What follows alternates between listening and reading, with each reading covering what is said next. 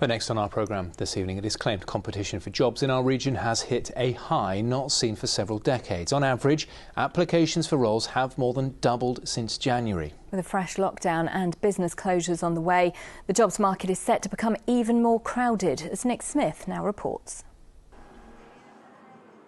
While many companies have been snookered by COVID, this firm, which supplies leisure items like pool tables and pinball machines, is one of the lucky ones. The first lockdown saw a surge in customers, with people wanting distractions while confined to their homes. The managing director tells me he decided to recruit more staff and was shocked by the level of interest. We just get inundated, particularly for distribution.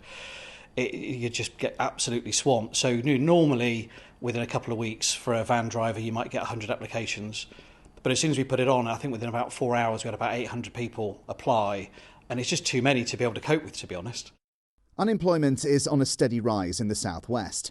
117,000 people in the region were out of work in the last quarter, a rate of 4.1% and an increase of 16,000 on the previous quarter. This recruitment firm has seen a 4- or 5-fold increase in applications for certain roles. At their offices, I met Hannah Lambert. She's a flight attendant on summer season contracts and often applies for temping jobs in the winter, but this year it's been a real struggle. It was quite a shock because normally I have so much confidence with finding a job to cover me for the winter period, and this year I was like, oh, okay. And that's probably when I started to realise, right, I'm going to need to, I don't want to have to go through this again because it's, it's financially it's a bit scary, and so yeah, I've had to really consider changing my career.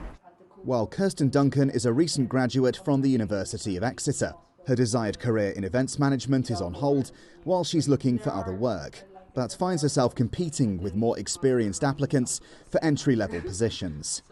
Even when you know you're capable of the job, you're not even getting past the first or second stage, and it's quite difficult to get recognised right now, because when you're on some of these job boards you can see how many people are applying for positions, so it's quite demoralising. The area of the market that's been most disproportionately affected has been the 16 to 24-year-olds. We have heavily skilled candidates coming to market that are now open to new opportunities, and opportunities that maybe they wouldn't have considered previously. We are finding we've got triple, maybe quadruple the applications coming through for just one role. So it's a very, very busy market at the moment. However, it's not all doom and gloom.